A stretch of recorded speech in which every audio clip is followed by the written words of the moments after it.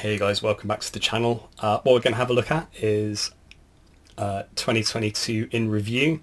So everything I managed to build between Easter and the end of the year last year. Bearing in mind I've been away a lot with work. Still have to work full time. The hobby can't sustain me. So yeah, Happy New Year. Here's 2022 in review. So we started off with the 109 onto the Hurricane. What ended up being a pair of Nats because one of them didn't come with the correct clear sprue and Airfix didn't have any for me, so we dived onto eBay and picked up our go over here. And then everything that I picked up from these were kits just to build, just to get my hand back in building kits. Then the idea of these was to have a fiddle to experiment with airbrushing, which I've never done before, and a little bit of aftermarket. So I had canopy masks. I ended up having to get an metal undercarriage set for this because between the two of them I broke both sets of undercarriage for the front. And then with the Hawk we had aftermarket aftermarket canopy mask and pisset tube, which was significantly easier than our guy here. So let's go through them. So the 109, such a petite aircraft, generally went well, all hand painted with stuff straight out of the starter kit. Lost the pisset tube and bits from inside the cockpit because they pinged out of my tweezers, which was hilarious. But no, lovely little kit. The only kit I've had that has this feature that I love, where the leading edge of the wings is moulded with the top half and the underside pushes up to meet the moulding of the front half, the leading edge of the wing and the wingtips. I really like that. I think that works really well, and it dealing with gaps here is significantly easier than having to fill and redo seam lines on a leading edge. It's an older moulding as well, which is interesting. I think that is older than the Hawk, with the Hurricane and Nats being newer, if I remember rightly. I could be wrong, probably wrong. Moving on to our Hurricane. Loved the undercarriage on this. Lots of little bits, but it's stupendously sturdy. Another thing I like is that the seams from where the fuselage and wings come together are almost non-existent. I mean, that there is probably the most pronounced panel line from the join. It's the first kit that had the filleting issue along the leading edge, and that, again, that little bit of a gap. It's not so pronounced because of the nature of the paint scheme, but I could get a thumb in there if I wanted to. It's annoying. But these two were kits that I wanted to put together just to get my hand back in putting kits together, and they're glorious. They sit on a shelf, they look the business. They were quick, they were easy, they look the part. They don't bear up to scrutiny as any out of box build will. Another lesson I learned that I had to learn again over here is making sure to paint the inside of the cockpit before putting the canopy on. But that was those, and then we went on to the Nat, which took me the best part of 3 months to get around to finishing due to work. Build order, paying attention to the instructions, not going to the bother of spraying stuff on the sprues before assembling. That was one of the things that I think let me down a lot here, where the paint was preventing the glue from mating surfaces together, slightly distorting fits. So we had things like the panel that fits in between the rear undercarriage bays didn't go on nicely. Again, that problem with the gap underneath the wings needing filling. Yeah, it just didn't go together quite as well. And lacking the clear parts as well, we couldn't quite finish it. But it's the first kit that I'd airbrushed. I had pre-shaded. I did an awful job of it, so I'm putting it in inverted commas. The kit fought me because the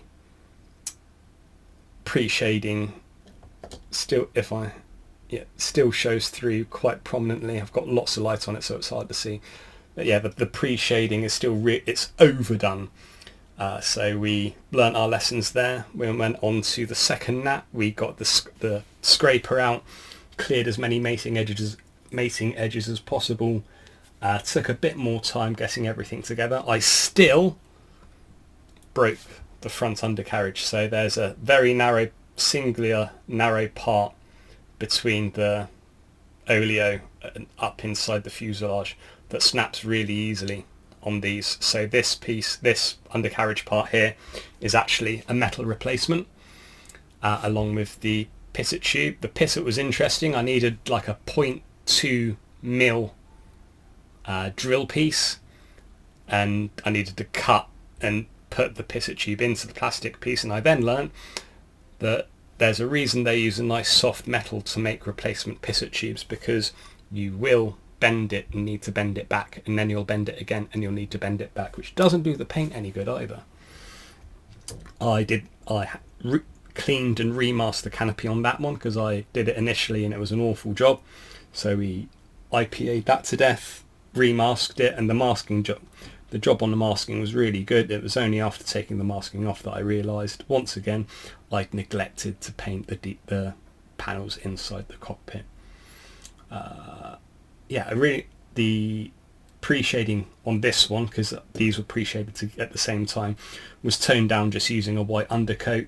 Then it was the lemon yellow with white for opacity, just to help keep on toning it down, so you can still see the pre-shading there a little bit, but it's not nearly as pronounced on the first go. And I was so happy with that kit when it was finished. It just looked so good. The gloss coat, bit of grey panel liner just to pick the panel lines out. If we play with it in the light and get it just the right angle, you'll see nothing. Hang on. There we go. There's delicious details on the wings and on the fuselage.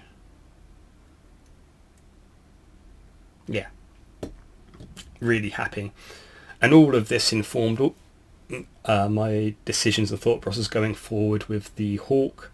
So the Hawk is entirely out of box, barring the pisset tube. Undercarriage and the way it's integrated inside the kit is really good. Only things I didn't really like about the kit was that the actual undercarriage bays wouldn't work. You couldn't fold your wheels up into the bays weirdly. And again, when bringing the wings up to meet the fuselage, there were gaps. And as has been the case ever since the Hurricane, those pronounced gaps between the top and bottom segments of the wings which required filling.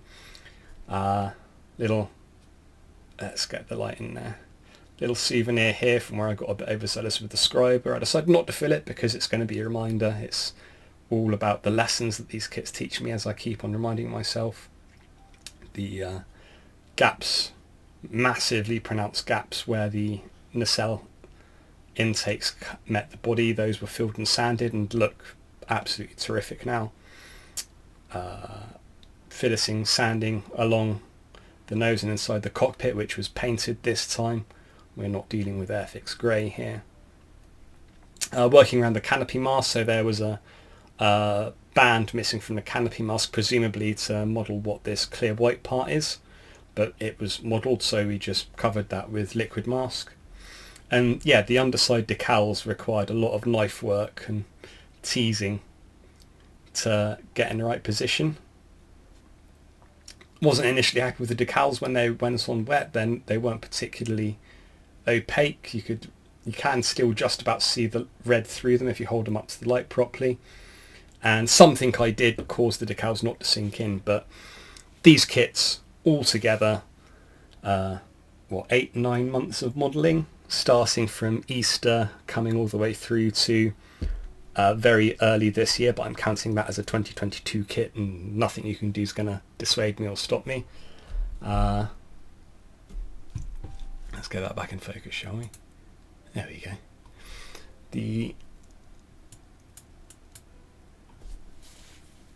The stuff I've learnt, the progress I've made going from here to here is great. I feel really, really happy going forward, having played with bits and pieces and just had the chance to feel my way around different styles of kit, different ages of kit, different approaches to doing parts on a kit.